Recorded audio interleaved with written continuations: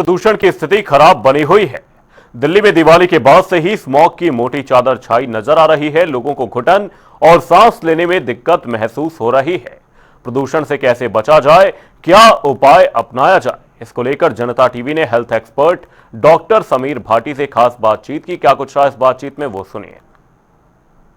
Delhi NCR में प्रदूषण की स्थिति बेहद खराब कैटेगरी में बनी हुई है। एयर क्वालिटी इंडेक्स लगातार बेहद खराब है और कई इलाकों में जो एयर क्वालिटी इंडेक्स है 400 के पार भी पहुंच गया। हमारे साथ में public health expert doctor Sameer Bhati ji बात करने के लिए मौजूद है। सर, किस तरीके से आप इस पूरे सिनेरियो को देख रहे हैं कि हर साल दिल्ली में इसी तरीके का मौसम देखने को मिलता हुआ नजर आता है, किस तरीके से बचाव किया जा सकता है? देखिए, इसमें जितना हो सके हम व्यक्तिगत तौर पे तो अगर सावधानियां बरतें उतना ही ज़्यादा बेटर है। इसमें दो कैटेगरी में हम डिवाइड कर सकते हैं कि एक तो जिनको पहले से कोई ना कोई गंभीर समस्या जैसे अस्थमा हो गया, एलर्जी हो गई, बुजुर्ग लोग हो गए, तो उनको विशेष तौर पे ध्यान रखना है क्योंकि उनका इम्यूनिटी और लोगों से थोड़ी कम डाउन होती है और जैसे मौसम बदलता है तब भी हमारी इम्यूनिटी डाउन हो जाती है।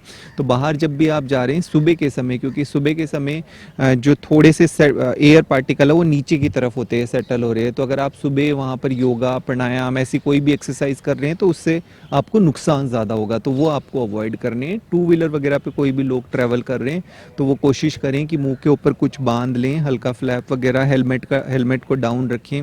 इसके अलावा छोटे बच्चे जब स्कूल वगैरह जा रहे हैं तो कोशिश करें उनको भी कुछ प्रोटेक्शन दें, मास्क वगैरह।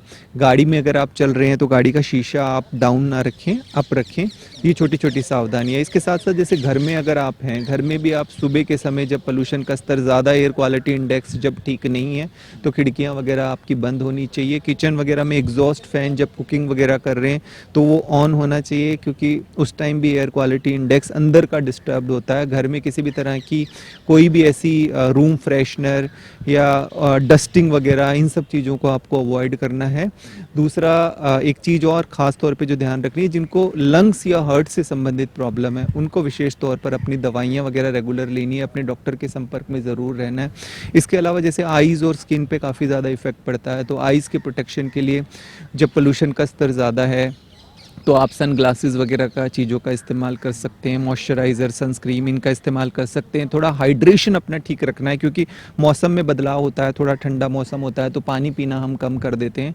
तो आपकी इम्यूनिटी को ठीक रखने के लिए आप अपना हाइड्रेशन, पानी, लिक्विड इंटेक वगैरह, डॉक्टर ने किसी वजह से मना नहीं किया तो पानी आप अपना ठीक से पीते रहें।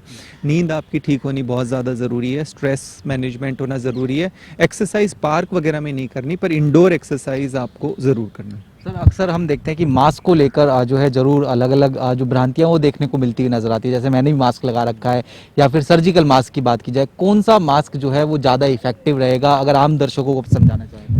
देखिए, मास्क तो आप N95 ही पहनना है और N95 भी पूरी तरह से पूरा ठीक से फिट होना चाहिए। बाकी सर्जिकल मास्क या किसी तरह से कपड़ा कोई भी वो आपको प्रोटेक्ट नहीं करेगा PM2 क्योंकि इतने छोटे पार्टिकल होते हैं जो आप देख भी नहीं पाते आंखों से। तो अगर कोई आपको ऐसी गंभीर समस्या है लंग से संबंधित, या वैसे भी अगर हम N95 का मास्क पहनकर ही निकलें जिस टाइम पोल्यूशन ज़्यादा है तो वो हमारे लिए बेहतर है। बहुत बहुत शुक्रिया। तो हमारे साथ में डॉक्टर समीर भाटी जी थे। दिल्ली में जिस तरीके से पोल्यूशन की स्थिति बनी हुई है उसको लेकर तमाम तरीके से जानकारी दे रहे थे कि क्या कुछ उपाय जो है अपनाए जा सकते हैं ताकि पोल्यूशन का असर जो है आम लोगों पर कम किया जा सके। कैमरा पर्सन मोहित के साथ स्पर्श शर्मा, जनता टीवी, INH न्यूज़, दिल्ली।